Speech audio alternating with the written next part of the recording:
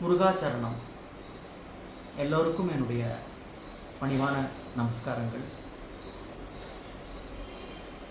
நம்ம அனைவருக்கும் ஒரு துக்ககரமான ஒரு செய்தி வந்து நம்மளை தாக்கியிருக்கு.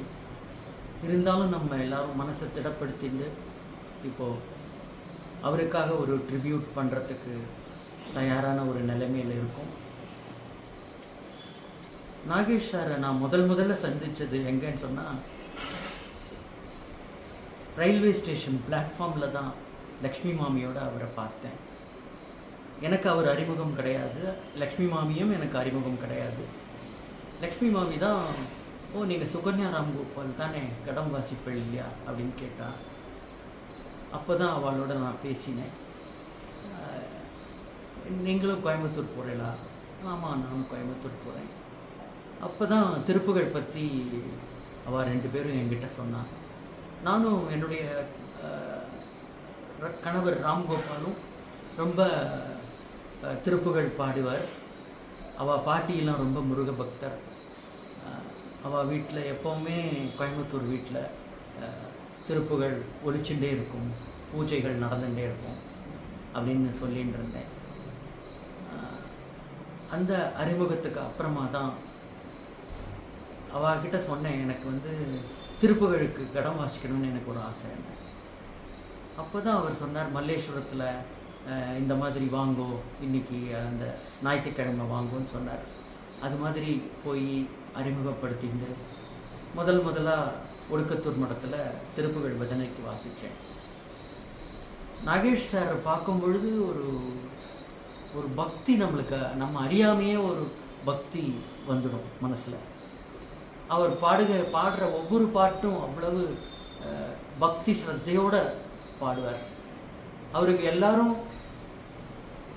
சேர்ந்து பாடணும், ஒருமுகமாக பாடணும், தாளம் சரியாக போடணும் அப்படிங்கிறதுல அவர் ரொம்பவும் கரெக்டாக இருப்பார். ரொம்ப ஸ்ட்ரிக்ட். அவர் தாளம் இப்படி போடுங்கோன்னு சொல்வார், ஓடாதீங்கோ இழுக்காதீங்கோ அப்படின்னு சொல்லிகிட்டே இருப்பார்.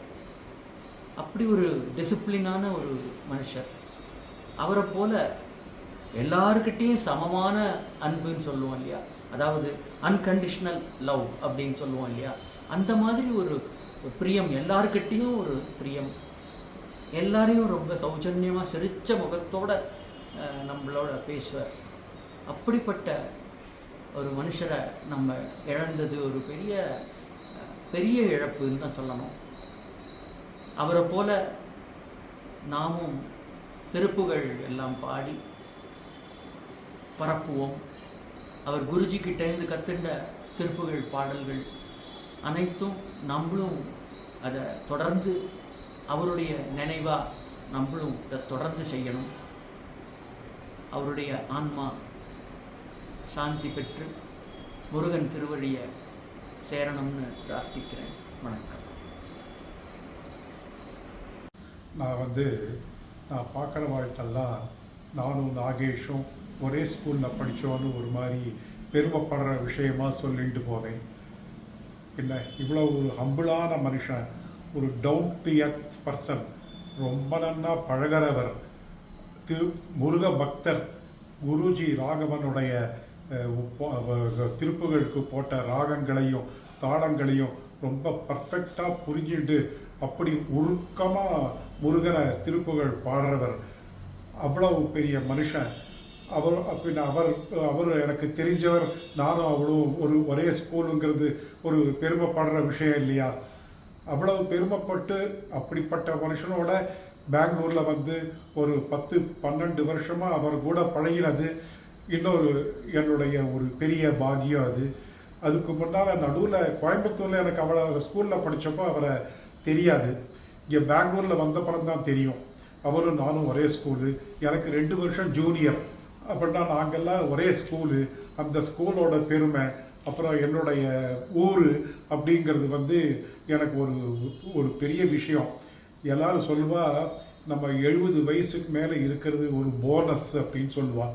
ஆனால் அதுக்கோசரம் நாகேஷ் 70 வயசுலேயே இந்த மாதிரி முருகனுடைய அடியை சேரணுங்கிறது ஒன்றும் பெரிய இது இல்லை. இன்னும் கொஞ்ச நாள் இருந்து அவர் நல்லா திருப்புகழ் பாடி எல்லாருக்கும் நல்லா சொல்லி கொடுத்துருக்கலாம்.